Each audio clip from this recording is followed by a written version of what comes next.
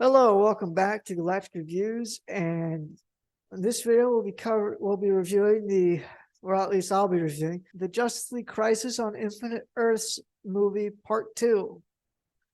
So this is technically a movie by itself, but it's Part 2 of the overall encompassing arc. And I don't really care that much for these Part 1s, Part 2s, and Part 3s, but I do think this will be good mashed all together.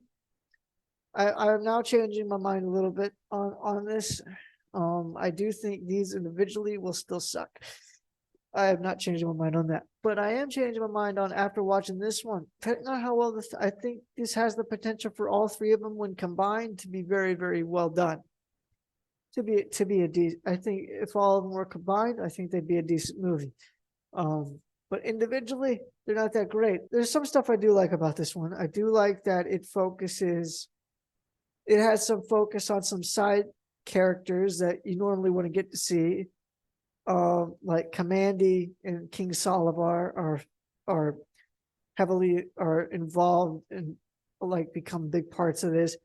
There is moments with the Question, which is a character I really love. Ironically enough, it's good storytelling with the Batman of one Earth, the Robin and Huntress of another Earth, another Robin of another Earth, and Batman Beyond of another Earth. It's all very good. However, it's meant to be on nostalgic format on some areas, because a lot of the stuff hasn't been explored or explained. Like, a lot of these characters haven't been explored or explained, or you're not supposed to really understand their importance unless you know these characters from their other mediums, like either from animated shorts that they were in or the comic books in which they came from, stuff like that. It's not going to have the same effect on the film. Those little interactions are not going to have the same effect on someone who's new to all this versus someone that's watched a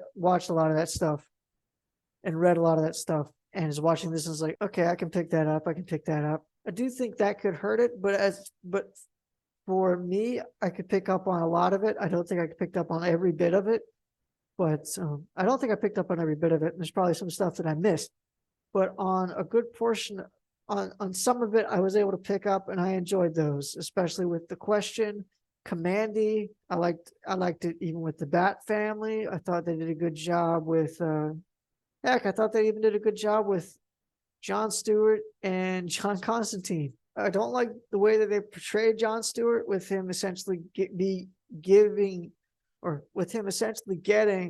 Kyle Rayner's origins and the way they handled Hal Jordan. But I do like John Stewart, and I think they did a good job writing his character. And I think him and John Constantine had decent dynamic for like the 5-10 minutes they were on screen together. Supergirl is one of the mains for this one. It mainly revolves around her for a big portion of it, and I'm not really too keen on that. I don't really like that as much. I definitely think it does have its ups and downs. I don't know how I feel about the way that they portrayed the Monitor and Supergirl in this one, whereas Supergirl is now Harbinger, and then we find out why she's Harbinger, and the way that we know that she's the way that we find out that she's Harbinger is, I think it starts out with the Monitor watching Krypton blow up, and then Supergirl is in the way.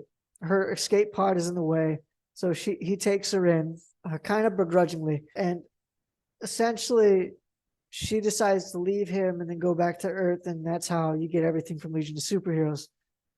It just seems odd that that's never brought up at all in Legions of Superheroes. That's never brought up at all in any of our conversations with Clark. It just feels like something they just pulled out of nowhere, and I wish it was better explained. And then on top of that, he decides to help, and I guess in this one intervene, because of watching her, whereas in the comic books it was because like he saw the way that normal people acted as heroes when given these special abilities, and that kind of inspired him to help stop the Anti-Monitor from essentially mass genociding the whole multiverse. It is fun in some areas, it is not fun in some others. I don't mind Psycho Pirate, but I don't like how they're trying to explain Psycho Pirate. I don't mind him. I just don't really like the way that he's utilized, is the best way I guess to put it. I don't like the way he's been utilized in the story so far. I think that might change at some point, but as of right now, I'm not really caring that much for it. I know might seem like I don't really have a lot of bad things to say about it, but Supergirl is one of the main cruxes of this whole movie. She's a big part of it, and I'm not really too fond of her character, or at least this character's version or portrayal of this character in this movie, much like the other ones that she's portrayed in this sort of universe. I think it could have been, I don't know what it is, but there is something missing from her portrayal in this stuff, which I don't like, and her portrayal in the animated series, which I did like. And I can't quite find it. I don't quite know what it is yet, but there is definitely something missing from that.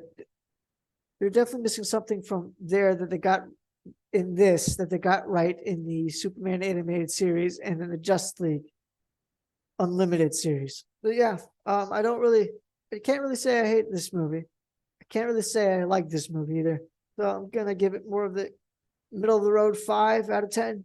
It's got potential. Like I said before, this whole part 1, part 2, and part 3, it definitely has potential to be a good overall movie with all 3 parts put together.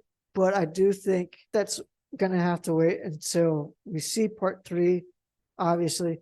And it could very easily just go right down the toilet. But this one had a lot of fun moments in it.